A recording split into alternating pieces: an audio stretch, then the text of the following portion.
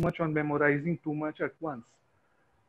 That is not an issue. You may not remember everything every time you read something, but allow yourself to go through from the 14th century to the 20th century and the 21st century. That's the history of literature. Beyond that, you need to also understand a little bit about the history of England. There are videos on YouTube about history of England. There are some books which of course will be providing the names of that later on.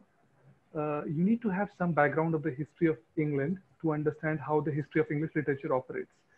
Then some books in the passing from my side. David Dacius's two parts of history of English literature, critical history, they seem like a fat volume, but the way you have to read it is critically, in the sense that you should try to read it as a story.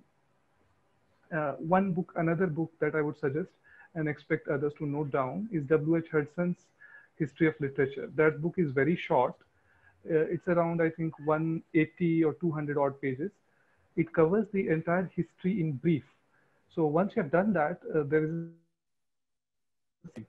there are certain videos from Harvard University that will be very useful for understanding Shakespeare. Nothing, you just have to go to Google and type uh, Shakespeare videos from Harvard University, and you get a female professor. I forget her name right now. She teaches at Harvard. You'll get that. Then there are lectures from Paul Fry. Paul Fry has given a series of lectures. It is all available on YouTube. You go there, you get theory lectures. That is there. There is Pramod K. Nair's book on literary theory, which can be referred to. It's easy. In the sense that many Indian students have a lot of problem tackling terminology in the books which are written abroad. For example, there was a book written by a Frenchman which was prescribed to us in our BA first year. It becomes very difficult to tackle fat volumes. So try to undercut the volumes and try to understand what is the history. It's basically 200 years. It begins, in short, I would like to say it begins with tribal people coming together and then slowly gaining a sense of nationality. From the sense of nationality, they move on to sense of individualism.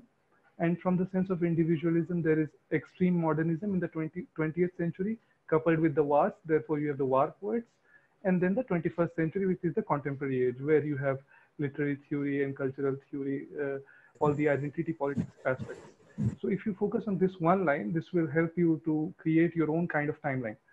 Another suggestion from my side would be that do not try to finish the second. I mean, if you are reading a book, don't force yourself to read the second page only after you have read the first. It's not all the time very necessary, because most of these books are about opinions of the authors. So you have to cut through that and try to create your own kind of understanding, which will last longer. Uh, so these are my ideas. And one more thing on the personal side, it is better to have like this one, our group here, a group of people who would be able to help you to learn things better and faster. It's not necessary that you go over to the place of the other person, but there should be groups where you can discuss and share, maybe on phone. Yeah, David Dacius, two parts. I see somebody typing in chat. David Dacius, yes, correct. Uh, Other than that, there are lectures by Bhim Singh Dahiya on YouTube. Bhim Singh Dahiya is a professor at BU, uh, and he has given around 40 plus lectures. If you type once, you will find the whole series there. He uses very simple English, and he also gives you political, awareness regarding English literature. It's advisable not to read literature just because you are forced to mug it up and the exam is coming. If you want to learn it for the longer term, it's better that you understand how the politics works based on which the literature has been written. Lastly, try to have someone who emotionally supports you. It could be your friend, family, girlfriend, anyone. Just have some emotional support while you're preparing for such a difficult exam. Thank you. That's all.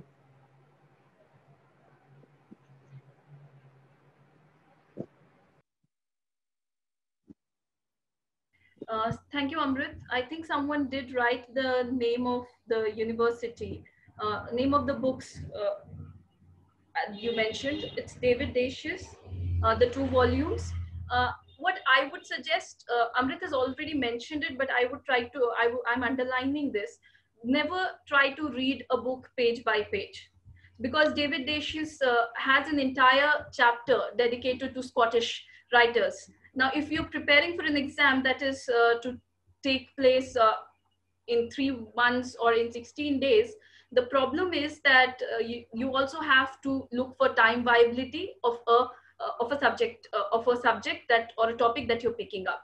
So if you pick up Scottish writer and read it for 2 days, you are wasting your time, if because it's a competitive exam, right? Reading can never go waste, but for the competitive exam it will be a problem. The channels, now he mentioned YouTube videos uploaded by Harvard University. Uh, for introduction to literary theory, you can obviously go to Pramod K. Nair, but we'll also give you other books which you can read once your concepts are clear. Mentioned. Just one small addition, Payal. There's a book by M.H. Abrahams that is a must read for everyone who is preparing for English literature exam.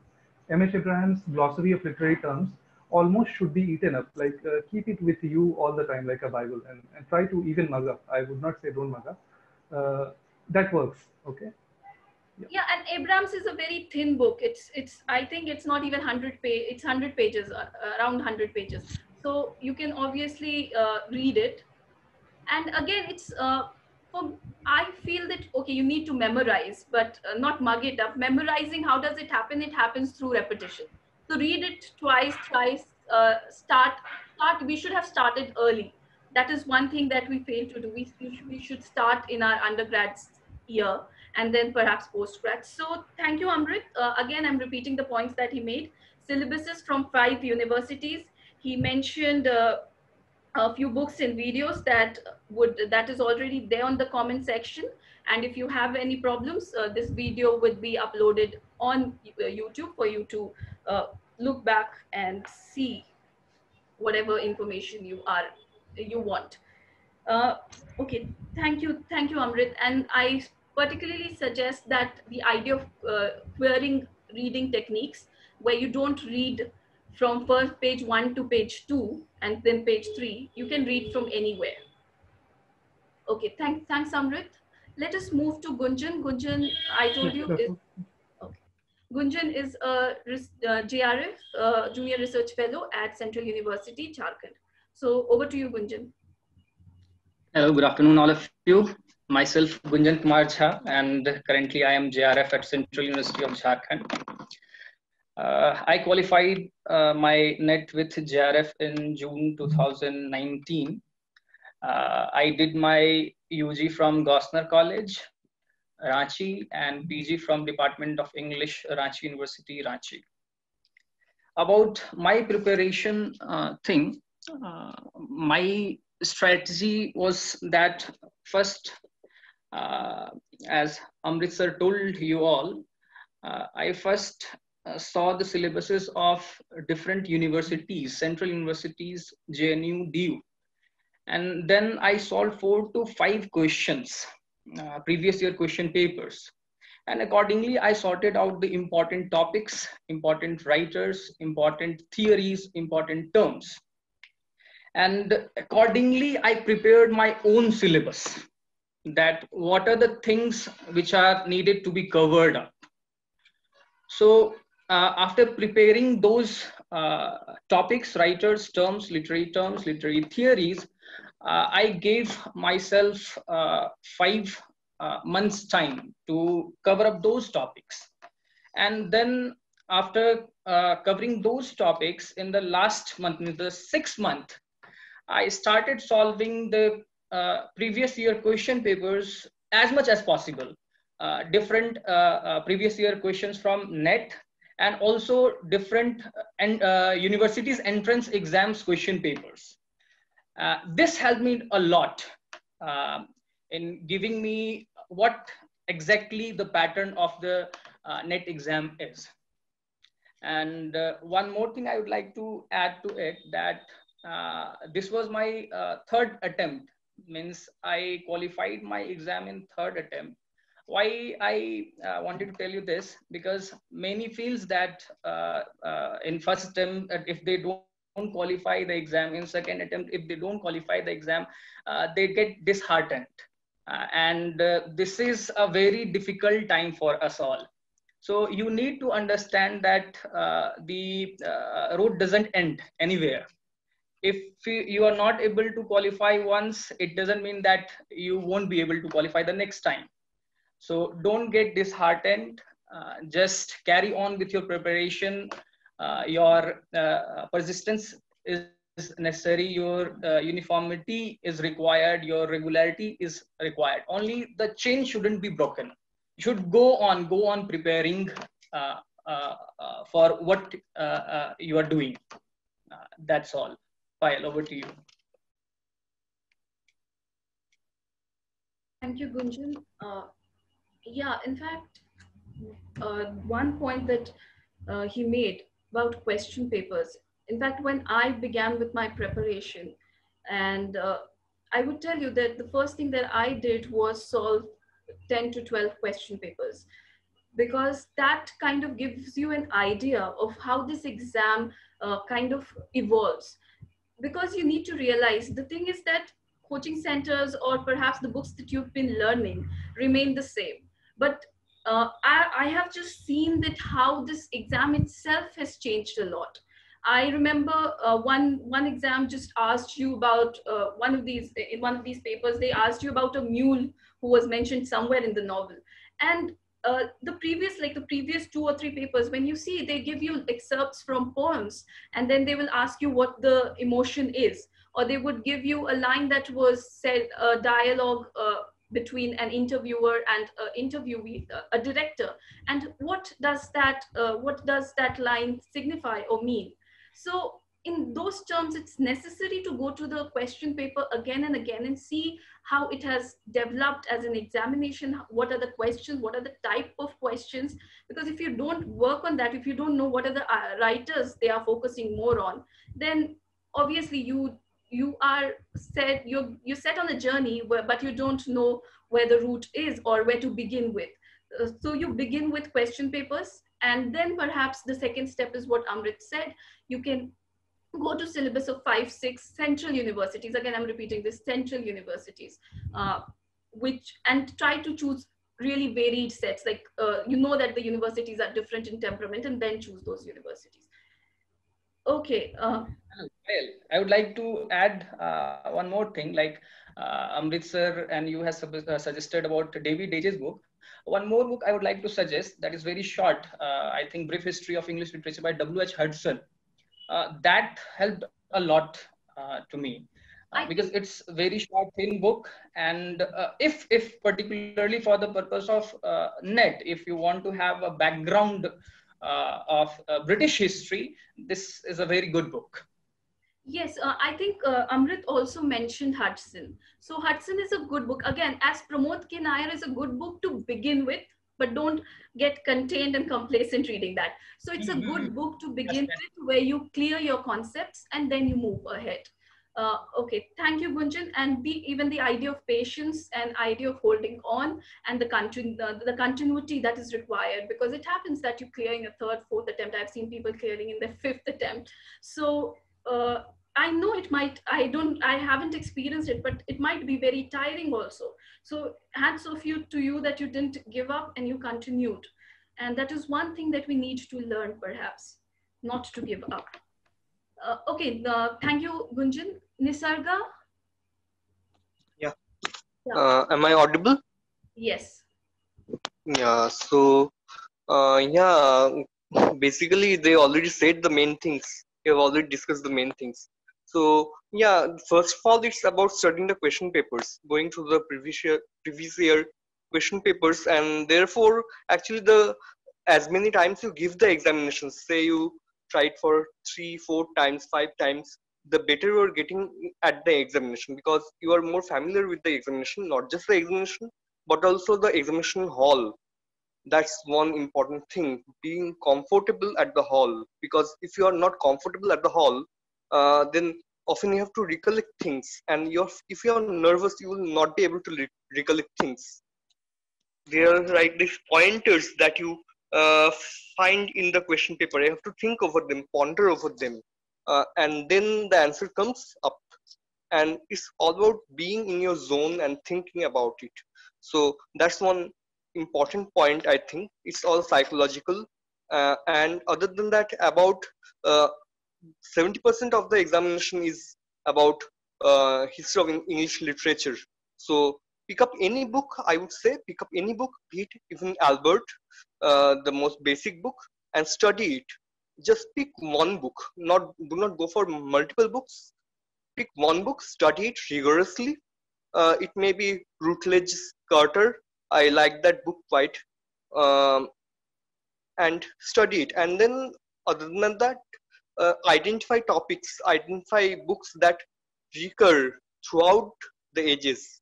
Like, for example, Kundera's um, the the I forget the unbearable lightness of being. That's one novel that comes again and again in net. So identify such topics and go through them again and again. And the thing about net is, the institutions that host the net changes. First it was UGC, and then it is NTA. So with the change of institutions as well, the question pattern, the focus of the question changes. The yeah, so net does not stay the same. As a result, what happens with most coaching centers is that they follow a pattern. Now, if you're not up to date with the recent changes in net, then you will fall back. You will be old fashioned, and that won't work for net. In every examination, actually, the focus, the attitude of net changes, and you have to just go with the flow. For example, in 2019 net, Raymond Williams suddenly became a very important topic, and that's quite unprecedented in net. So you never know what is going to happen in net. Yeah, that's what I think. Yeah, in fact, you mentioned a good point. Uh, that because there are like it's really, you cannot, unpredictable changes, as in changes which cannot be predicted, or you do even with a lot of foresight, you cannot say what's going to happen when the entire institute that has been taking the exam changes. Yes, and the thing about Raymond Williams, there was this notification where they said that they have brought cultural studies, and people took it a bit lightly, saying that because there is a change of syllabus, the questions won't be that difficult, or questions won't be from those areas. But we see that that year questions were from cultural studies questions. There were questions from language. There was question from language pedagogy. There were more questions from linguistics also. So we need to be prepared about books, because someone has asked like which book. Someone says Routledge, someone says this, someone says that. The thing is, it's a simple thing. What suits you the best? For someone, Hudson is more accessible. If I tell you that go and perhaps go and pick up the Dacius, the language itself becomes a problem for many people, because it's a very elite erudite language. So that is what many feel.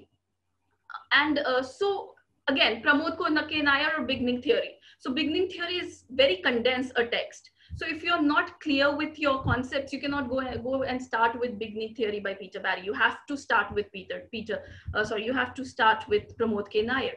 So that's the thing. You have to choose the text according to perhaps your needs and the language that is accessible to you.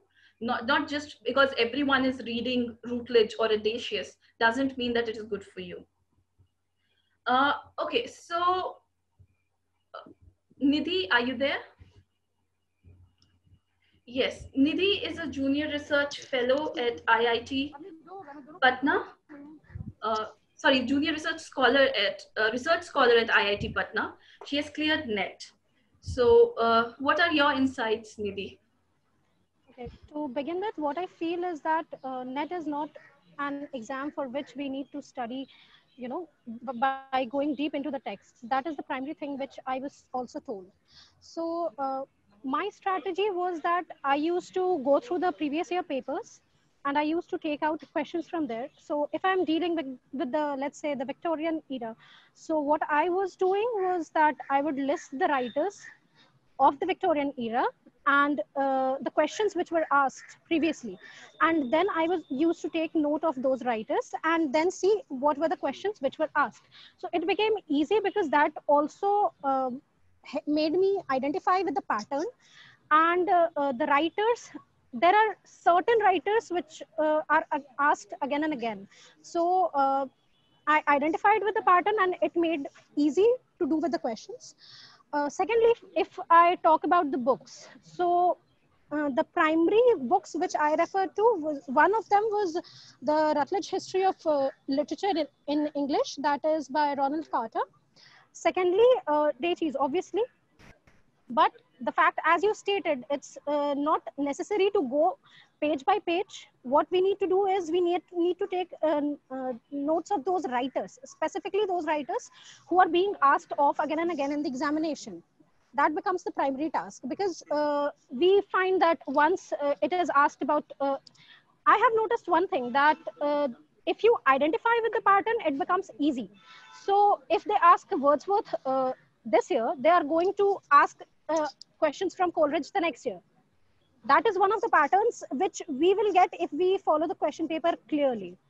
For theories, I think it was important, Abrams, obviously. Apart from Abrams, I think I also depended on Habib. Habib was good because at times it was a scenario where I needed a bit of a deeper insight into certain things, because their questions might differ. They ask maybe something objective, very objective this time, but next time they might not. So Habib was good for that. And if I talk about sections like German, Russian, Australian, or American, so I didn't go through any particular book for that. My basic dependency was again on the question papers, because obviously there are many questions and we need to tackle those not according to those the standards which are set for us in the master's program, but catering to what net demands from us. So, and if I talk about questions, I think it's very important now that they ask also for those critical, I don't exactly remember. There used to be some passages which were asked the last time I appeared for that. So if in those passages, it is also important to identify with the language.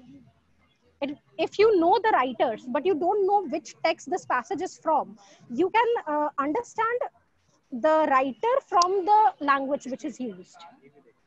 So that was another of my strategy. I think that would be all. Okay. Okay, thank you, Nidhi. Thanks a lot. And two things that she mentioned was that it was a very competitive exam-centered approach that she had. And she, again, lying back, relying on the paper, question paper. In fact, I also did that so just to share my experience, what I did was, I went through all the question papers. So I think I solved 12 question papers. And what I did was, there were writers I didn't I didn't know. There were writers I didn't know. So what I did, I started making a list of those writers, or list of those theorists. Okay, so if I have not heard about, say, Milind Kundra, so I'll just write about his name. If I have not heard about Lear, I would write the name. If I've not have heard about a text rhinoceros, I'll write the name. So what I would do is, at the end of it, I would have a list of names. I list of works and writers. Then the second step was arranging these writers in a kind of chronology. Now you're gonna just it makes it easier to place them in the context.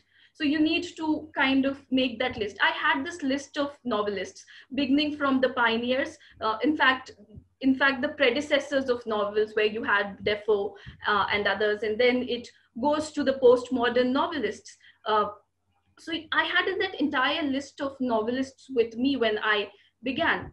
In fact, I did that with drama too. And poetry, I didn't do that. Poetry, I knew that there are questions that are repeated. Usually they are the poetry section. The questions are, if it's English poetry, usually it's, again, because you go through the paper, you know that usually it's the romantics that are being asked repeatedly. In fact, I think 3 times they asked the same question on Beppo. So if you go, I just prepared for it. Like when I was preparing for it, I went through those papers, and when I sat for the examination, I was like, the very first question is question which has already been there for 2 times. So it was like a pleasant surprise. You begin at a happy note. Okay, I know this. Anything is this all, or any one of you would like to add something? One more thing I need to. Okay, Nidhi, go first, and then we go to Nisarga. Okay, the question banks which are usually available in the market, if you go through the questions, their answers might not always be right. That is something we need to keep in mind.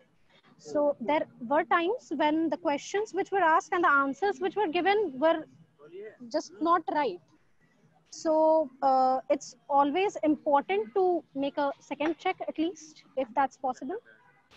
And the thing is, not only about verification. There's also one thing you need to.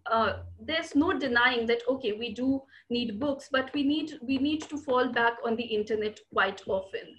It's more than often that we fall back on the internet or on the summaries. So the one way of remembering, like someone discussed cramming up or rote learning. It's not rote learning. It's actually going back to that text again and again. So I would do this when I would travel from my college to the library. I would just read any summary. So any summary that suppose 1984 pops up in my mind, I'll just go through that summary that day. The second day, perhaps I'll pick up another summary. Now, because I have been repeating it again and again and again, because of that repetition, there were some things which was not there in my conscious mind, but it was there in my subconscious. So there were questions which, when I sat to answer, it was at that point that I realized that, okay, I know this because I've read this somewhere. So summaries, you cannot learn it once. You need to go back to them. Even with the plays of Shakespeare, visual memory is a more reliable memory. So I would say that all the 5 important works of Shakespeare, you usually have questions from them. The 4 tragedies, and then the 4 tragedies, and then this Tempest. So please go and watch these plays on YouTube. You have it on YouTube. Watch it again and again. What happens is you remember the dialogues then. You kind of relay, you don't know that you're memorizing, but if you've watched Hamlet 4 times, you don't need to rote learn the dialogues. You know that it is somewhere in Hamlet. So that is how you can use visual memory and repetition. Okay, so we have certain questions. Let us go back to the questions. One point I wanted to make. Yes, Mr. There is actually no special way of learning or no secret for attaining NET. It's actually we are all doing the same thing only. It just works for some of us. So, and another thing is being in the circle or atmosphere of learning, being with other people who are discussing the same things. So you always are repeating the same things. It's not just you and the book, but also other people. For example, with me and my wife, we always discuss things. Not always, but at times we discuss things. And so these things remain in the memory. And as you said, the unconscious is very important. It sometimes activates during the examination. Yeah. Yes, and I would agree on that point, because I remember this happened with me, where there was this question of which contemporary of Milton is mentioned in Paradise Lost, and it was just one of the classes. It was not something that I had prepared for NET. It was one of the classes, and I remembered, I just out of the blues, I don't know how, I remember this discussion with a professor where the telescope was mentioned, and then by association Moon and Galileo, and all these things were mentioned, and then I realized that the answer is Galileo. So this entire thing that where you have these discussions, it's very important to kind of be open to academic discussions if you have to be in academia. Even today, I think we are in various platforms like IIT, IFLU, CUJ, JNU. We are in different places, right? But we always look for that literary centers where we could sit and discuss, or perhaps that is why we also go to conferences to listen to things, because that is more important than sitting back and trying to mug up. So yeah, discussions are important. Thank you, Nisarga, for that point, adding that point.